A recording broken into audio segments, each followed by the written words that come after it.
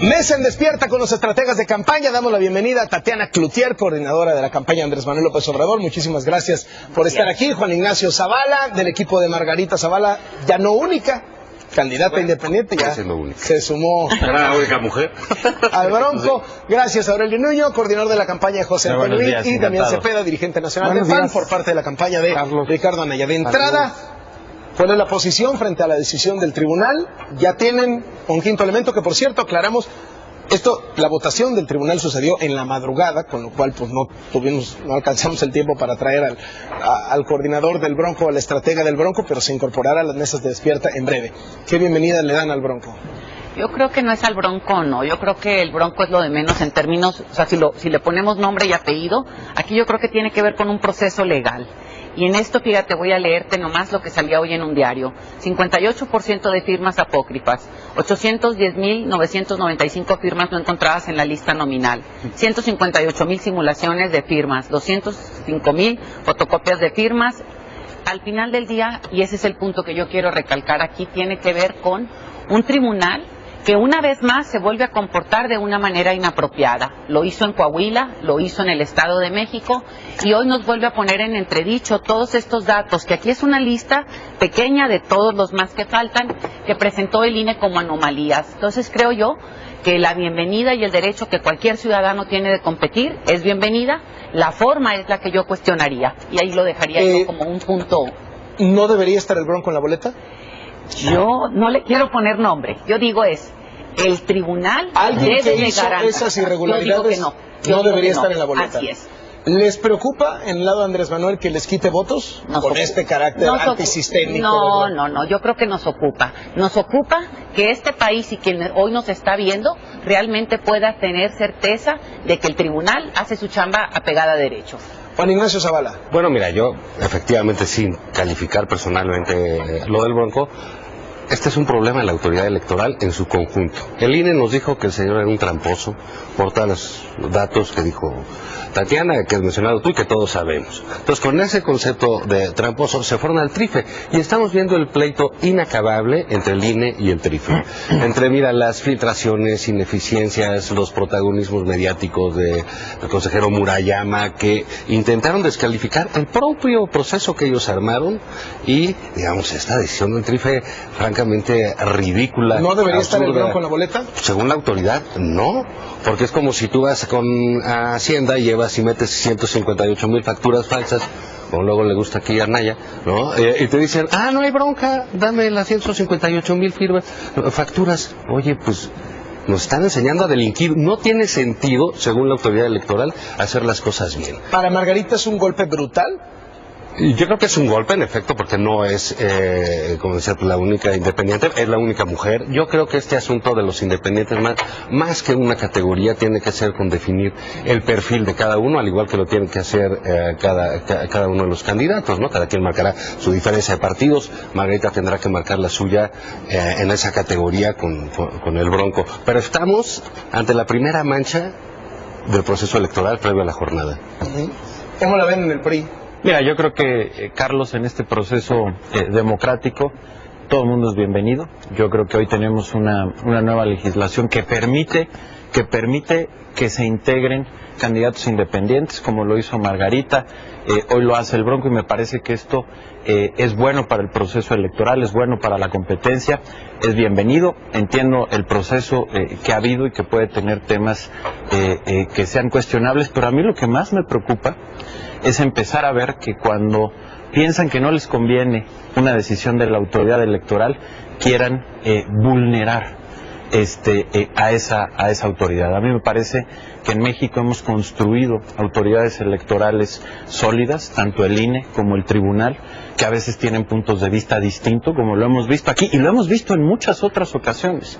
Pero lo que me parece que no se vale, porque eso sí es profundamente antidemocrático, es decir, cuando las decisiones me favorecen, qué bueno, y cuando no me favorecen, estamos frente a autoridades vendidas que no están haciendo su trabajo. Me parece que ese discurso es el que es muy peligroso para la democracia. ¿Le echaron la mano el gobierno y el PRI al Bronco para regresar a la boleta? Porque ese fue un rumor, que estaban ahí cabildeando, metiendo el hombro por el Bronco. Pues por supuesto que no, Carlos.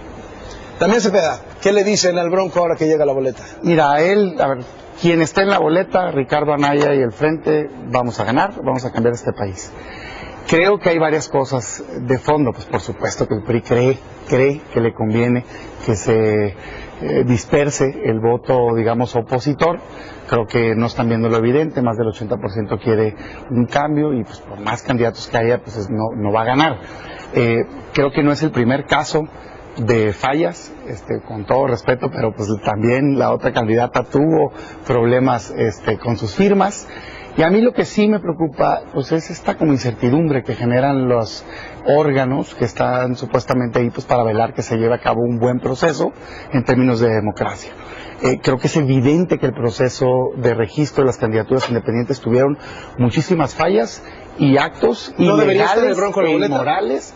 Yo creo que no, pero si la autoridad lo decidió así, se respeta, se compite, no tiene la más mínima posibilidad de ganar la presidencia, va a ganar Ricardo Anaya, va a ganar el Frente y vamos para adelante. ¿Temen que les quite votos el Bronco? De ninguna manera.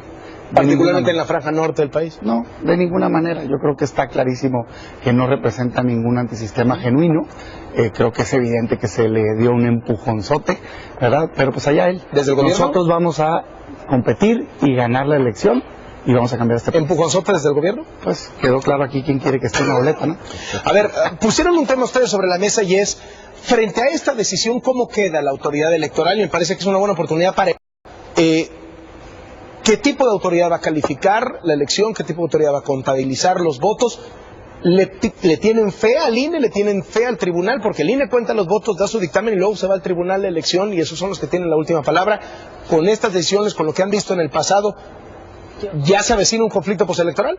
Yo lo quiero poner un poco más en el términos de hacer una separación. El INE se comporta de una manera, el tribunal se comporta de otra. Son dos cosas. Creo, de alguna manera... O sea, la preocupación de ustedes es el tribunal. Así es. Y por otro lado, nomás me llama muchísimo la atención y vuelvo a repetir los números, 58% de firmas apócrifas, 810,000 firmas no encontradas en la lista nominal. Entonces aquí yo no sé si es un problema de matemáticas y que como son abogados tienen dificultad para sumar y restar o cómo comprenderlo, pero creo que sí es delicado que el tribunal tenga un problema de esta naturaleza. Y repito, todo mexicano tiene el derecho de competir y hay reglas para ello. Fui una gran luchadora porque las candidaturas independientes se dieran en este país. Creo enormemente en ellas. Me parece que es algo que tiene que seguirse emparejando el piso, pero no por eso tienes que entrar a violentar el proceso y violentar las propias leyes para poder que se te deje competir en una circunstancia en donde sí el piso no está parejo, pero no es la manera de emparejarlo violentando la ley. ¿Descalifican al tribunal? Creo que el tribunal no hizo la tarea como debió haberle hecho. ¿No da para decir árbitro vendido o sí da? Yo no lo diría, lo estás diciendo tú. No, por eso yo no más creo. Que dígalo como quiera. ¿Da para decir árbitro vendido, para descalificar al tribunal? Mira, dos cositas. Uno, lo que dice Damián, pues la verdad se acata la decisión del tribunal, pero claro, no me parece que sea respetable. Esa es una diferencia.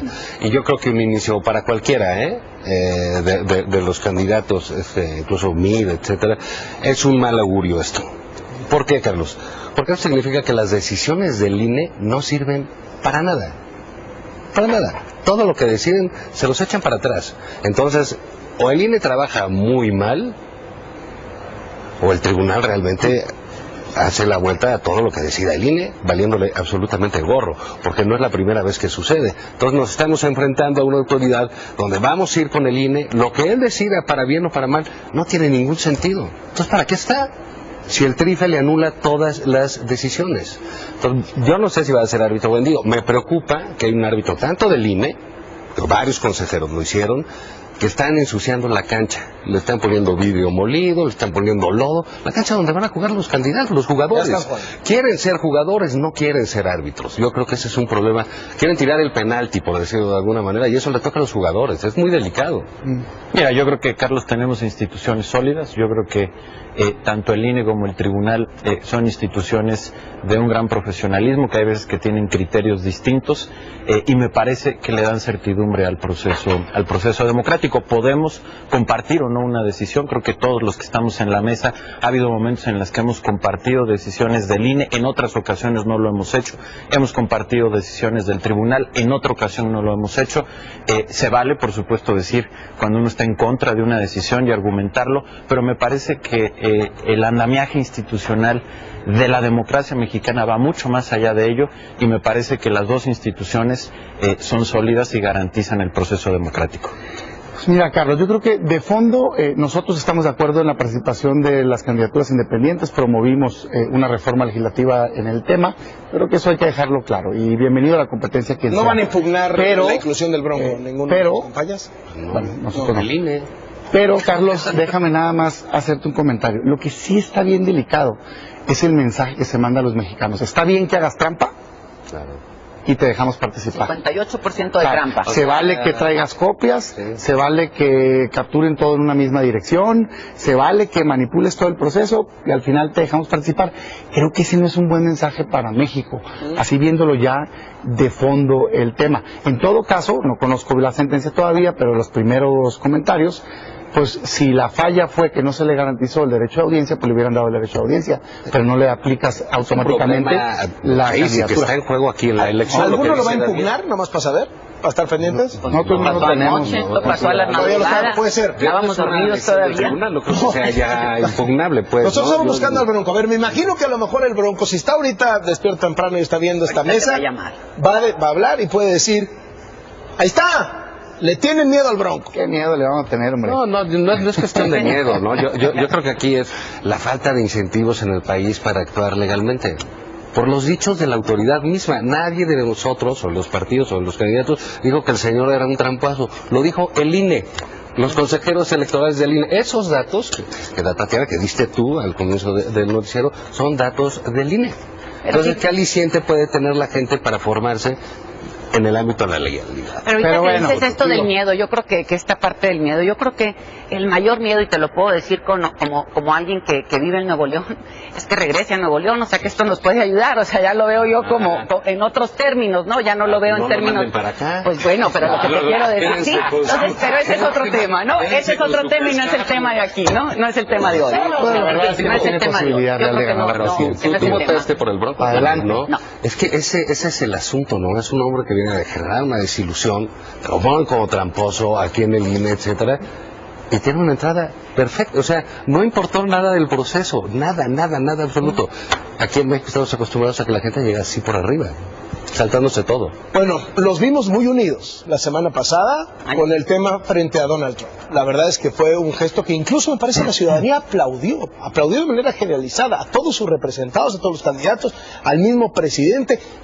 Percibo que a la gente le gustó ver este gesto de unidad frente a ese personaje que se llama Donald Trump. La pregunta es, si llegan a ganar sus candidatos, ¿qué harían frente a Donald Trump? ¿Qué harían con el TLC? ¿Le seguirían haciendo igual?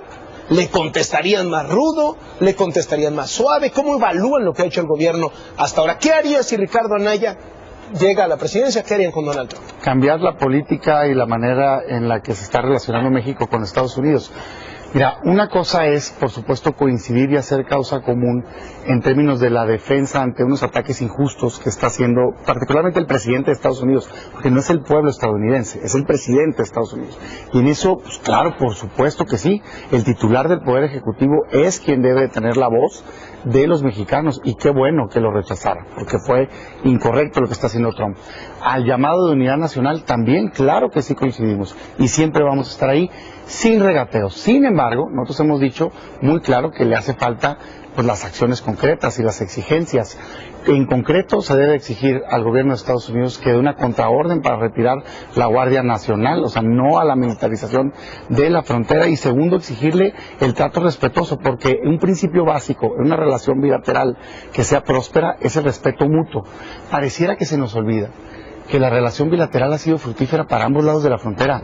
Es falsa esta idea de que solo es benéfica para México. ¿Ustedes plantearían retirar la cooperación en seguridad? No, nosotros sí creemos que se tiene que condicionar la cooperación en materia de seguridad, migratoria y muchos otros temas más a un trato respetuoso. Trump es un bully. hace bullying, ese es el estilo. Y creo que el error de México, del gobierno, ha sido pensar que por llevarse con el yerno y por pegarle una sobadita en la espalda va a cambiar. No va a cambiar. Lo decía muy bien en su artículo Jorge Ramos hace apenas unos días. Se requiere exigir una postura con firmeza y que nos quede claro a nosotros que ellos también requieren de México. No estamos mancos. Seguridad, migración, combate al terrorismo, combate a las drogas, por supuesto que siempre pensando en recobrar una relación de respeto y positiva, porque le conviene a México, pero también a Estados Unidos. Mira, yo creo que lo que acabamos de ver, Carlos, es un gran ejemplo de lo que podemos conseguir juntos. Yo creo que frente a Donald Trump, frente a esta amenaza y incertidumbre que viene de Estados Unidos, primero, unidad. En segundo lugar, claridad de propósitos. ¿Cuáles son los intereses estratégicos de México? ¿Qué es lo que vamos a exigir? ¿Qué es lo que no vamos a permitir? Tener también una gran claridad de que somos una gran nación, de que somos una nación con una gran cultura, somos una nación milenaria, somos una de las 15 mayores economías del mundo, que tenemos un gran peso, que tenemos un gran valor y que tenemos la forma de hacerlo valer en la mesa de negociación.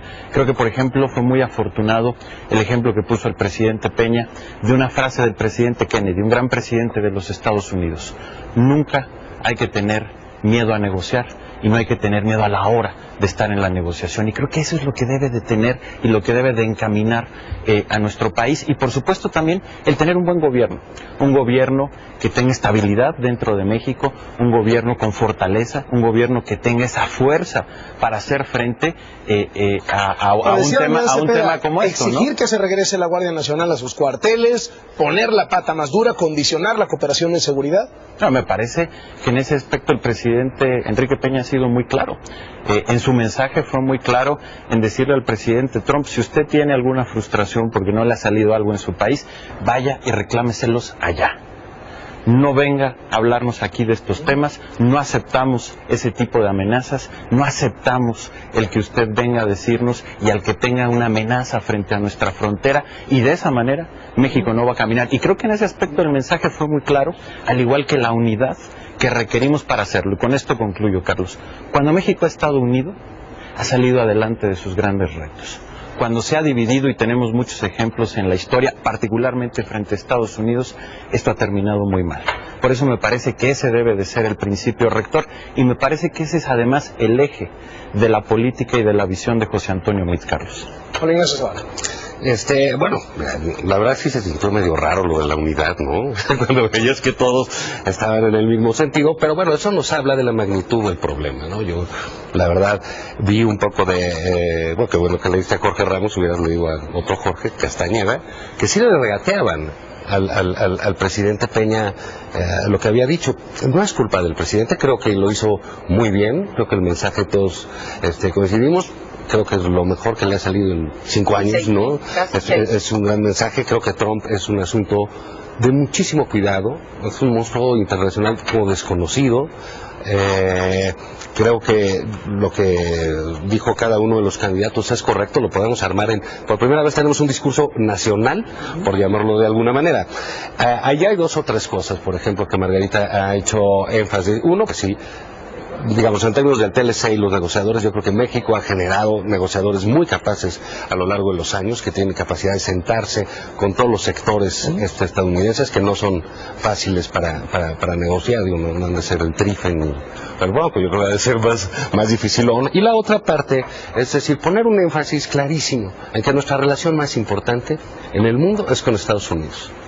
No hay representación más grande de un país en otro que la de México en Estados Unidos. No hay frontera con más cruces que la de México con Estados Unidos. ¿Y qué ha pasado en este gobierno? Que llevamos 4 embajadores. Un embajador por 2 años en el país con el que tenemos el comercio más importante. Hay que darle la prioridad que merece la relación con los Estados Unidos, con toda la dignidad que merece y con toda la inteligencia y astucia que se tiene que tener con un tipo como Trump, que no sabes en la mañana qué va a pasar. Andrés Manuel dice que lo va a hacer entrar en razón. Yo no veo cómo se le puede entrar hacían razón a este sujeto. A ver, ¿te tiene que lado del observador? Bueno, Mira, Andrés Manuel también, ¿no? No, por favor. Yo creo que aquí vemos algunas cosas importantes y creo que esta parte que como mexicanos al final del día nos vimos agredidos por una declaración de un presidente. Primero que nada coincido con lo que decía aquí Damián, en términos de que Trump no es los americanos, o sea, no es toda la nación, es una postura muy claramente de un presidente de la República, de los Estados Unidos, que le dio al final de cuentas la entrada como candidato Enrique Peña Nieto. No podemos olvidar eso, hay una relación ahí que se dio desde antes y habiendo ya Trump dado indicios de que no quería tratar a los mexicanos de una manera correcta. Yo creo que tenemos tres tipos de relaciones ahorita con Estados Unidos. Está el tema de seguridad, de migración y de comercio. Y si vemos ahorita nosotros la frontera, al final del día vamos a seguir comerciando, o sea, haciendo comercio con los americanos, vamos a seguir cruzando. Si tú vas ahorita a la frontera sigue funcionando perfectamente. Tenemos gente del lado mexicano, gente del lado americano que cruza constantemente. ¿Por qué? Porque es una historia que nos ha llevado a caminar de la mano todos los días, en donde no hay ningún límite, donde no hay ninguna situación que nos tenga que separar, en donde tenemos este comercio. Tienes ahorita tú gobernadores que han dicho yo no estoy de acuerdo con esto, tienes alcaldes en la frontera que te dicen... De allá, estadounidenses. Así es, entonces no es posible que un presidente esté cerrado a una situación que de hecho tiene que ser distinta. Entonces yo sí separo que es la postura de Donald Trump, no es la postura de los americanos. Frente a Donald Trump, ¿endurecer el tono? Yo sí creo que... ¿Contestarle más feo? No es el más feo, no. Hay una manera de ser más enérgico en las demandas. Y lo que se tiene que hacer aquí es, sí tenemos manera de apretarle para que nos empiece a tratar con respeto. Hay muchas maneras de apretarle a Donald Trump y no entrar en este juego en donde nos quiere ver para abajo o haberle puesto el tapete como se le puso y decir, usted habla mal de los mexicanos, usted insulta a nuestro gobierno, usted nos dice lo que quiere. Y para eso yo vuelvo a regresar al tema de Andrés Manuel, quien nos propone al final del día empezar a acabar con problemas de fondo para que en estos problemas tengamos menos gente que quiere cruzar los Estados Unidos. Varios comentarios, a ver, aclarando. Tanto Ricardo Anaya, un servidor como dirigente, fuimos contundentes desde el momento. El anuncio bien, fue un buen mensaje del presidente, sí, claro, de rechazo hacia la actuación, y qué bueno que sea porque es el titular del Poder Ejecutivo y le tocaba a él hacerlo y lo hizo bien. Lo digo claramente.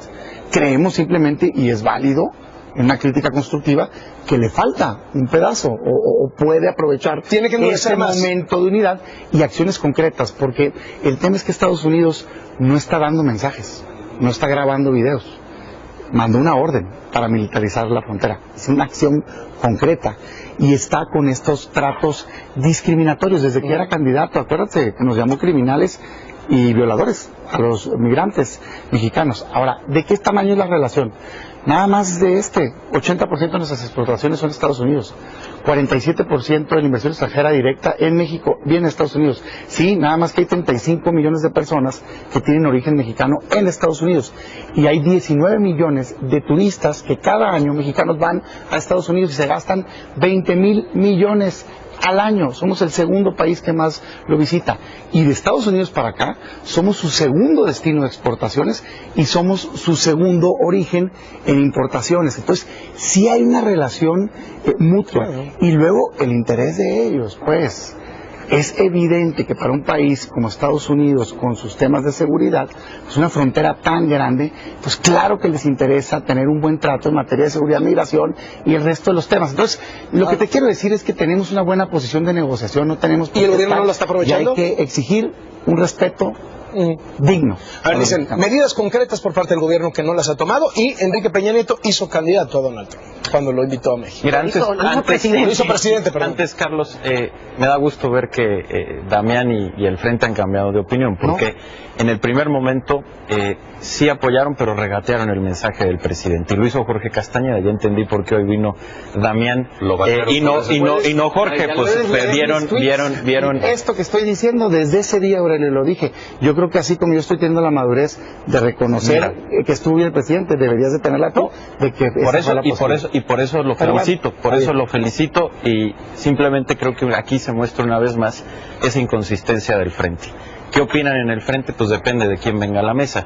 Si viene Castañeda piensan una cosa, si viene Damián piensa otra, y cuando nos manden a un tercero será distinto. Se vaya quedando. A ver, Carlos, me parece que una vez más, creo que lo que esta convocatoria que hizo el presidente Enrique Peña Nieto le da fortaleza a México en un momento clave y central. Estamos frente a uno de los procesos más complicados de muchas décadas, uno de los mayores retos que ha tenido nuestro país en muchas décadas, y no solo es nuestro país, Carlos, es el mundo entero. La incertidumbre que genera este gobierno de los Estados Unidos es un reto no solo para nosotros, es un reto para todo el mundo. Y por eso es tan importante la unidad, porque sin duda tenemos que tener no solo esta unidad, sino esta claridad y esta firmeza, pero también tenemos que tener mucha inteligencia, Carlos.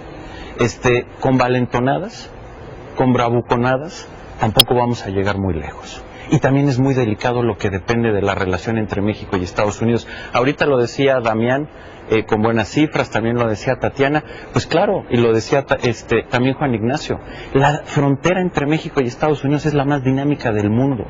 El intercambio comercial tampoco le puede subir tanto el tono a Trump. Pero hay que ser muy inteligentes. Millones de empleos en México dependen de la relación bilateral. Millones, Carlos. Eso es el sueldo de familias, eso es que sus hijos puedan ir a la escuela, que puedan tener un futuro. En gran medida la planta productiva de nuestro país, sobre todo la más sofisticada, la que está en todos los procesos de innovación, la automotriz, la aeroespacial, la de las nuevas tecnologías, está conectada con Estados Unidos y con esa dinámica. Entonces, por supuesto que unidad, firmeza, claridad de propósitos, la dignidad de México ante todo, pero también mucha inteligencia. Y una vez más, yo reitero, creo que es muy afortunado el ejemplo que puso el presidente Enrique Peña Nieto, porque en la contienda electoral se dicen muchas cosas y siempre desde la oposición es muy fácil apuntar y anotar. Pero se requiere una gran valentía para dos cosas. Para nunca llegar a una mesa de negociación con miedo, pero también a nunca tener miedo a negociar. Y creo que esa ha sido la posición del gobierno y ha sido muy afortunada porque en un proceso tan complejo México ha sabido navegar y vamos saliendo adelante, Carlos. Mira, brevemente, yo creo que esto nos habla de, por ejemplo, la relación con Estados Unidos, pues es la necesidad de una política de Estado, ¿no? Esto es algo que tiene que estar aceptado. México tiene, por supuesto. A diferencia de muchos otros temas, encuentro entre ustedes mucho más consenso en esto que ahora sí que cosas, pues como desde que llegó Trump, pues él es el extraño enemigo, Maciosare, ¿no? Entonces tenemos que unirnos en esa parte. Yo sí creo que ojalá el presidente pueda hacer un llamado más de unidad. Hay mucha inteligencia en torno a Estados Unidos, porque hemos vivido los últimos 40 años, no solo los que tienen... Y la otra vez que vinieron me dijeron que confían en el equipo negociador del TLC, ¿no? Comercial, sí. O sea, de la parte de los técnicos, sí. Ok, a ver, cambio de tema. El tema de las pensiones, que me pareció muy relevante. ¿Se dio algún debate sobre este tema? Empiezo Juan Ignacio Zavala con el caso de Margarita Zavala, casada con un expresidente de México. Las pensiones de un... de las pensiones, yo no entendí. Que se mochen, las pensiones, Margarita ha sido muy clara. ¿Sí o no a las pensiones? Las pensiones presidenciales, las va a quitar. Punto. No va a estudiar, etcétera, las va a quitar.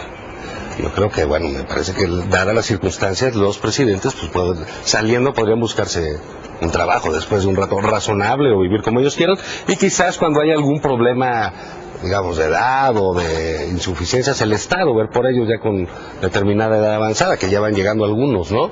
Entonces, pero por supuesto que las quitaría.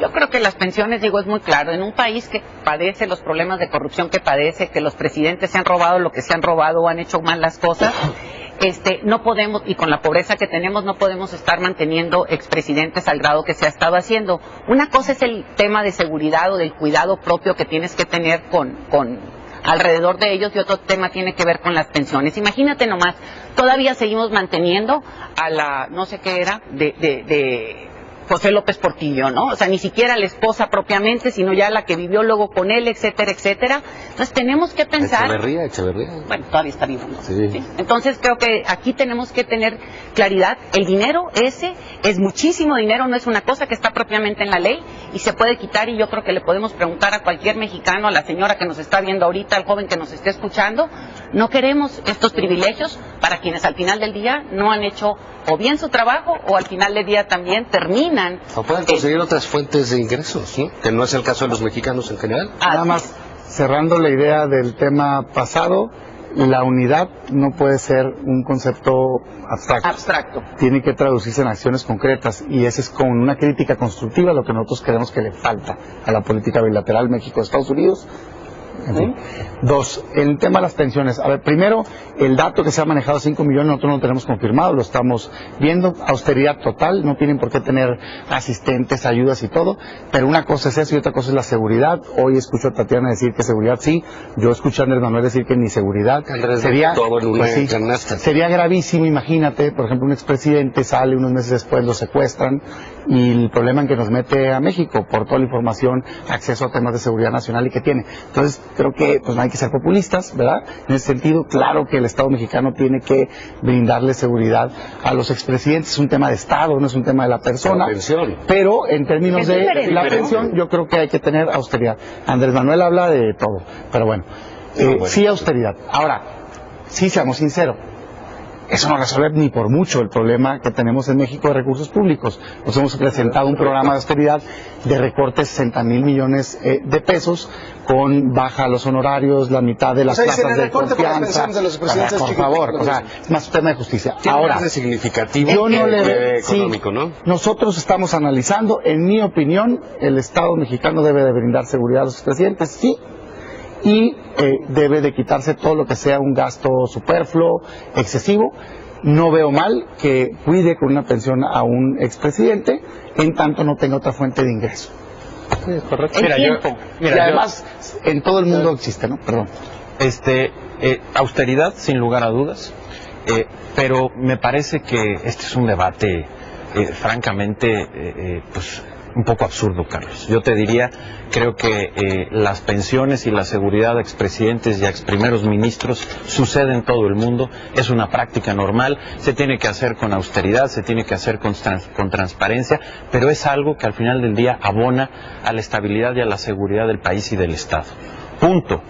Pensar que por quitar las pensiones vamos a resolver algún problema es o de una gran ignorancia o de una superficialidad terrible frente a los grandes retos que tiene el país, o a lo que es una definición propia de populismo, de querer tomar un tema y decir vamos a quitar las pensiones de los expresidentes y vamos a resolver los problemas de México. Me parece que esa posición simplona de López Obrador en gran medida lo pinta de cuerpo entero. Yo creo que aquí está claro que tiene que haber transparencia, que tiene que haber austeridad, pero me parece que es algo que sucede en todo el mundo y que quitarlas no resuelve absolutamente nada. Es un falso debate, Carlos. Yo no creo que es un falso debate. Yo me dirijo a quien nos está escuchando el día de hoy y le pregunto, o sea, no tiene que ver con que con eso que se va a quitar a los expresidentes vamos a resolver el problema económico de México. Tiene que ver con un acto de justicia y con un acto de parar los abusos. Peña Nieto no necesita llevarte una pensión, ya se lo llevó en la Casa Blanca. Hay que parar esto, hay que parar los abusos de los presidentes,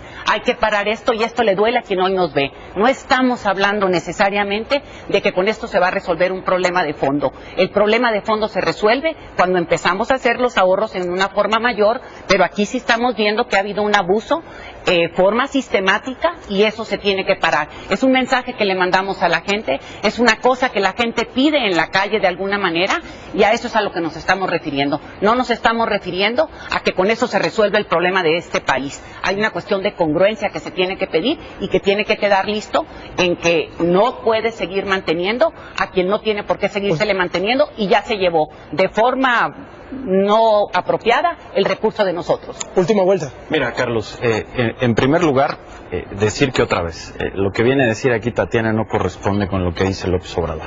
López Obrador plantea este asunto de las pensiones como una de las grandes soluciones y una de sus grandes propuestas. Pero es muy fácil hablar como lo hace López Obrador y como lo hace hoy Tatiana, cuando el propio López Obrador lleva 15 o 20 años sin poder explicar de qué vive. Es muy fácil señalar y decir este tema de las pensiones desde ese lugar. ¿Por qué no nos explicas, Tatiana, de qué vivió o de qué ha vivido estos 15 o 20 años López Obrador? Te lo pregunto, ¿por qué no nos explicas y nos dices de dónde vinieron esos recursos? Porque es muy fácil, es muy fácil señalar, es muy fácil decir, vamos a ser muy honestos, pero cuando gobernó no hizo absolutamente nada en contra de la corrupción. Y mientras vivió fuera del gobierno, seguimos sin saber de dónde vino el ingreso que tenía López Obrador. Otra vez, es muy fácil hablar y tirar la piedra cuando ellos viven en una opacidad absoluta, Carlos. ¿Es última ronda total? Sí. Final del programa. Sí. Bueno, pues déjame aprovechar. A ver, hoy estamos ya ante la etapa, digamos, completa del proceso electoral. Es muy claro, todas las encuestas así lo marcan, las serias. Está Mendoza y Blanco, está Massive Caller, el propio Universal, que ayer la sacaba, que esta contienda es de dos: Andrés Manuel López Obrador y Ricardo Anaya. Yo respeto mucho a todos los contendientes, pero son los dos personas que tienen posibilidades de gobernar este país. El dilema que tienen los mexicanos es elegir qué tipo de México queremos.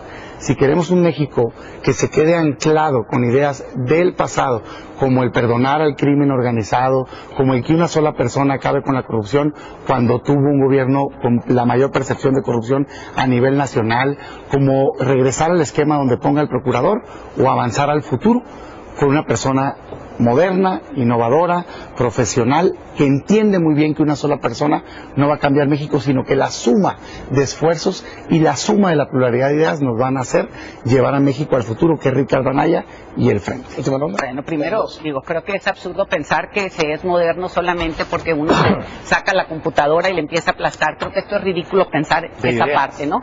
En ideas vamos viendo la parte importante. Una de las cosas fundamentales que tenemos que entender como sociedad tiene que ver con el tema de que no cualquier mexicano, cuando dicen de qué vive López Obrador, Andrés Manuel ha vivido, ha hecho un trabajo a favor de todos los mexicanos, ha sido un luchador social que ha recorrido este país y nadie mejor que él lo conoce.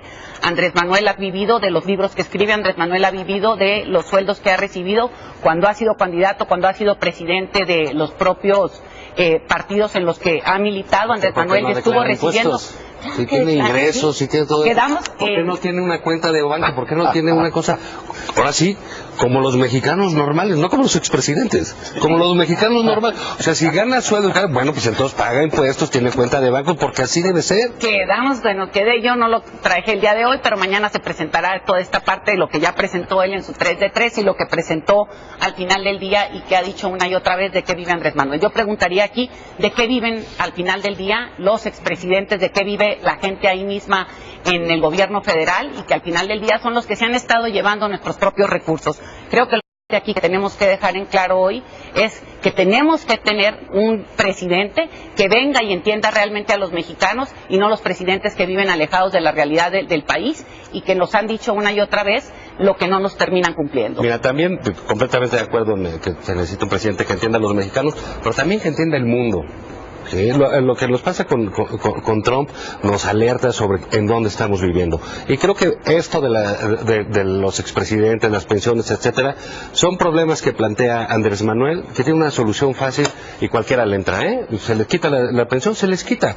Creo que es significativo, tienes razón, yo compro eso. Creo que es absolutamente significativo, no es un ahorro. Pero no puede ser que digas, ¿qué va a pasar con Trump? Y Andrés Manuel diga, yo lo voy a hacer entrar en razón. Pues, ni los de Corea lo han podido hacer entrar en razón. Esa no es una solución. Una solución no es vender un avión, una solución no es cerrar un aeropuerto, una solución no es, como dijo ayer, yo voy a ir a tomar un avión comercial y si llego tarde a la reunión de la ONU, pues llego tarde. Pues mira, pues mejor que ni vaya, man. Si ese va a ser el esquema del mundo que tiene Andrés Manuel, sí vamos a estar en peligro, porque no solo hay que entender a los mexicanos, completamente de acuerdo. Creo que Andrés Manuel es clarísimo que tiene una buena identificación con un buen porcentaje de los mexicanos, pero hay que entender el mundo y eso lo deben saber los mexicanos a la hora de votar. Nos vemos la próxima. Ahora, ¿quién van a mandar? Muchísimas gracias a los cuatro por estar aquí. Mira lo que